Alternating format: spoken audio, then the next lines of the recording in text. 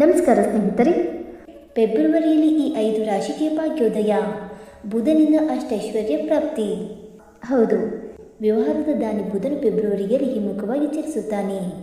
ಕುಂಭ ರಾಶಿಯಲ್ಲಿ ಬುಧನು ಹಿಮ್ಮುಖವಾಗುವುದರಿಂದ ಈ ರಾಶಿಗಳಿಗೆ ಸುವರ್ಣ ಅವಧಿಯ ಆರಂಭವಾಗಲಿದೆ.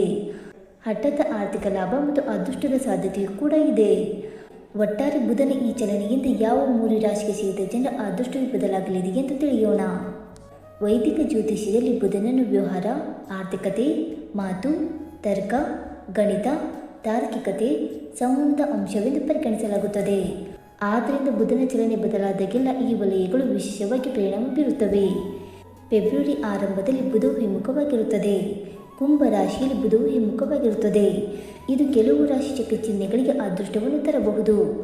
ಹೊಸ ಉದ್ಯೋಗದ ಜೊತೆಗೆ ಷೇರು ಮಾರುಕಟ್ಟೆಯಲ್ಲಿ ಲಾಭಗಳು ಇರಬಹುದು ಹಾಗೂ ಅದೃಷ್ಟ ಮತ್ತು ಸಮೃದ್ಧಿಯನ್ನು ಹೆಚ್ಚಿಸುತ್ತದೆ. ಆ ಅದೃಷ್ಟ ರಾಶಿ ಚಕ್ರ ಚಿಹ್ನೆಗಳು ಯಾವುವೆಂದು ತಿಳಿದುಕೊಳ್ಳೋಣ ಬನ್ನಿ ಸ್ನೇಹಿತರೆ. ಅದಕ್ಕೂ ಮುಂಚೆ ನೀವು ನಮ್ಮ ಚಾನಲ್ಗೆ ಸಬ್ಸ್ಕ್ರೈಬ್ ಮಾಡದೆ ನೋಡ್ತಾ ಇದ್ದರೆ ದಯವಿಟ್ಟು ನಮ್ಮ ಚಾನಲ್ಗೆ ಸಬ್ಸ್ಕ್ರೈಬ್ ಮಾಡಿಕೊಳ್ಳಿ ಸ್ನೇಹಿತರೆ. ಹಾಗೆ ವೈದಿಕ ಜ್ಯೋತಿಷ್ಯ ಮತ್ತು ಆಚಾರ ವಿಚಾರಗಳಲ್ಲಿ ನಂಬಿಕೆ ಇದ್ದರೆ ವಿಡಿಯೋಗೊಂದು ತಪ್ಪದೆ ಲೈಕ್ ಕೊಟ್ಟು ನಿಮ್ಮ ಆತ್ಮೀಯರಿಗೆ ಶೇರ್ ಮಾಡಿ. ಮೊದಲನೇದಾಗಿ ಮೇಷರಾಶಿ. ಮೇಷರಾಶಿಯ ಜನರಿಗೆ ಬುಧನ ಹಿಮ್ಮುಖ ಚಲನೆಯು ಸಕಾರಾತ್ಮಕ ಬದಲಾವಣೆ ತರಬಹುದು. ನಿಮ್ಮ ಸಂಚಾರ ಪಟ್ಟಿಯಲ್ಲಿನ ಆದಾಯ ಮತ್ತು ಲಾಭದ ವಲಯದಲ್ಲಿ ಬುಧನು ಹಿಮ್ಮುಖವಾಗಿರುತ್ತಾನೆ. ಆದ್ದರಿಂದ ನೀವು ಹೊಸ ಉದ್ಯಮ ಅಥವಾ ವ್ಯವಹಾರವನ್ನು ಪ್ರಾರಂಭಿಸಲು ಯೋಜಿಸುತ್ತಿದ್ದರೆ ನಿಮಗೆ ಲಾಭವಾಗಬಹುದು. ಈ ಸಮಯದಲ್ಲಿ ನೀವು ಆದಾಯದಲ್ಲಿ ಹೆಚ್ಚಳವನ್ನು ಸಹ ನೋಡುತ್ತೀರಿ. ಷೇರು ಮಾರುಕಟ್ಟೆ, ಊಹಾಪೋಹ ಮತ್ತು ಲಾಟರಿಯಿಂದಲೂ ನೀವು ಲಾಭ ಪಡೆಯಬಹುದು. ಉದ್ಯಮಿಗಳು ಪ್ರಮುಖ ವ್ಯವಹಾರ ಒಪ್ಪಂದವನ್ನು ಅಂತಿಮಗೊಳಿಸಬಹುದು. ಇದು ನಿಮಗೆ ಪ್ರಯೋಜನವನ್ನು ನೀಡುತ್ತದೆ. ಎರಡನೆಯದಾಗಿ ವೃಶ್ಚಿಕ ರಾಶಿ. ಬುಧನ ಹಿಮ್ಮುಖ ಚಲನೆಯು ವೃಶ್ಚಿಕ ರಾಶಿಗೆ ಅನುಕೂಲಕರ ಫಲಗಳನ್ನು ತರಲಿದೆ. ಈ ಸಮಯದಲ್ಲಿ ಇದು ನಿಮಗೆ ಸೌಕರ್ಯ ಮತ್ತು ಐಷಾರಾಮಿಗಳನ್ನು ತರುತ್ತದೆ. ನೀವು ವಾಹನ ಅಥವಾ ಆಸ್ತಿಯನ್ನು ಖರೀದಿಸುವುದನ್ನು ಸಹ ಪರಿಗಣಿಸಬಹುದು. ನೀವು ಪೂರ್ವಜರ ಸಂಪತ್ತು ಮತ್ತು ಆಸ್ತಿಯನ್ನು ಸಹ ಆನುವಂಶಿಕವಾಗಿ ಪಡೆಯಬಹುದು. ಇದಲ್ಲದೆ ಈ ಸಮಯದಲ್ಲಿ ನಿಮ್ಮ ಅತ್ತೆ ಮತ್ತು ಮಾವನರೊಂದಿಗಿನ ನಿಮ್ಮ ಸಂಬಂಧವು ಬಲಗೊಳ್ಳುತ್ತದೆ. ಹೊಸ ಉದ್ಯೋಗ ವರ್ಗಾವಣೆ ಅಥವಾ ಬಡ್ತಿಯ ಸಾಧ್ಯತೆಗಳು ಇವೆ. ಈ ಸಮಯದಲ್ಲಿ ನೀವು ಐಷಾರಾಮಿ ವಸ್ತುಗಳನ್ನು ಸಹ ಖರೀದಿಸಬಹುದು. ಮೂರನೆಯದಾಗಿ ಮಕರ ರಾಶಿ. ಬುಧನ ಹಿಮ್ಮುಖ ಚಲನೆಯು ನಿಮಗೆ ಪ್ರಯೋಜನಕಾರಿ ಫಲಗಳನ್ನು ತರಬಹುದು.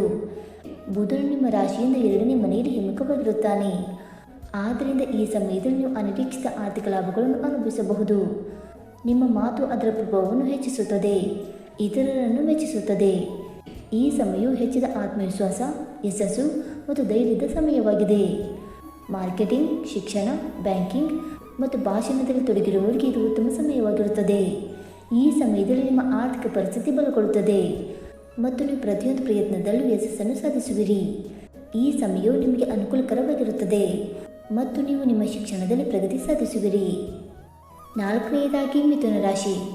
ಬುಧನ ಹಿಮ್ಮೆಟ್ಟುವಿಕೆಯು ಮಿಥುನ ರಾಶಿಯವರಿಗೆ ಪ್ರಗತಿಯ ಹೊಸ ಮಾರ್ಗಗಳನ್ನು ತೆರೆಯಬಹುದು. ಬಡ್ತಿ, ಗೌರವ ಅಥವಾ ಹೆಚ್ಚುವರಿ ಜವಾಬ್ದಾರಿಗಳ ಸಾಧ್ಯತೆ ಇದೆ. ವ್ಯವಹಾರದಲ್ಲಿ ಹೂಡಿಕೆಗಳು ಮತ್ತು ಪಾಲುದಾರಿಕೆಗಳು ಪ್ರಯೋಜನಗಳನ್ನು ತರುತ್ತವೆ. ಈ ಅವಧಿಯಲ್ಲಿ ಆರೋಗ್ಯ ಮತ್ತು ದಿನಚರಿ ಬಲಗೊಳ್ಳುತ್ತದೆ. ಕಠಿಣ ಪರಿಶ್ರಮಕ್ಕೆ ಸಂಪೂರ್ಣ ಪ್ರತಿಫಲ ದೊರೆಯುತ್ತದೆ. ಜೀವನದಲ್ಲಿ ಅನೇಕ ಅಪೂರ್ಣ ಕಾರ್ಯಗಳು ಪೂರ್ಣಗೊಳ್ಳುವ ಲಕ್ಷಣಗಳಿವೆ. ದೀರ್ಘಕಾಲದಿಂದ ಸ್ಥಗಿತಗೊಂಡ ಯೋಜನೆಗಳು ಸಹ ವೇಗವನ್ನು ಪಡೆಯುತ್ತವೆ. ಇನ್ನು 5ನೇದಾಗಿ ಕುಂಭರಾಶಿ. ಕುಂಭರಾಶಿಯವರಿಗೆ ಬುಧನ ಹಿಮ್ಮೆಟ್ಟುವಿಕೆಯು ಹೆಚ್ಚಿನ ಸೃಜನಶೀಲತೆ ಮತ್ತು ಆತ್ಮವಿಶ್ವಾಸದ ಸಮಯವೆಂದು ಸಾಬೀತುಪಡಿಸುತ್ತದೆ. ನಿಮ್ಮ ಪ್ರತಿಭೆಗಳನ್ನು ಗುರುತಿಸಲಾಗುತ್ತದೆ. ನೀವು ಯಾವುದಕ್ಕೆ ಮನಸ್ಸು ಮಾಡಿದರೂ ಖ್ಯಾತಿ ಮತ್ತು ಯಶಸ್ಸಿನ ಸಾಧ್ಯತೆಗಳು ಇರುತ್ತವೆ. ನಿಮ್ಮ ಪ್ರೇಮ ಜೀವನದಲ್ಲಿ ಸಕಾರಾತ್ಮಕ ಬದಲಾವಣೆಗಳು ಸಹ ಸಂಭವಿಸುತ್ತವೆ. ತಪ್ಪು ತಿಳುವಳಿಕೆಗಳು ಬಗೆಹರಿಯುತ್ತವೆ. ಶಿಕ್ಷಣ ಮತ್ತು ಸ್ಪರ್ಧೆಯಲ್ಲಿ ಕಾರ್ಯಕ್ಷಮತೆ ಸುಧಾರಿಸುತ್ತದೆ. ನೀವು ಹೊಸ ಕೌಶಲ್ಯವನ್ನು ಅಭಿವೃದ್ಧಿಪಡಿಸಲು ಅಥವಾ ಅಡ್ಡ ವ್ಯವಹಾರವನ್ನು ಪ್ರಾರಂಭಿಸಲು ಬಯಸಿದ್ದರೆ ಈ ಸಮಯವು ನಿಮ್ಮನ್ನು ಮುಂದಕ್ಕೆ ಕೊಂಡೊಯ್ಯುತ್ತದೆ. ಸ್ನೇಹಿತರೆ, ಈ ಮಾಹಿತಿ ನಿಮಗೆ ಇಷ್ಟವಾಯಿತಾ? ಇಷ್ಟವಾಗಿದ್ದರೆ ವಿಡಿಯೋಗೊಂದು ಲೈಕ್ ಮಾಡಿ, ಶೇರ್ ಮಾಡಿ. ಹಾಗೆ ನಿಮ್ಮ ಅನಿಸಿಕೆ ಮತ್ತು ಅಭಿಪ್ರಾಯವನ್ನು ತಪ್ಪದೆ ಕಮೆಂಟ್ ಮೂಲಕ ತಿಳಿಸಿ ಸ್ನೇಹಿತರೆ. ವಿಡಿಯೋ ನೋಡಿದ್ದಕ್ಕಾಗಿ ಧನ್ಯವಾದಗಳು. Thank you so much.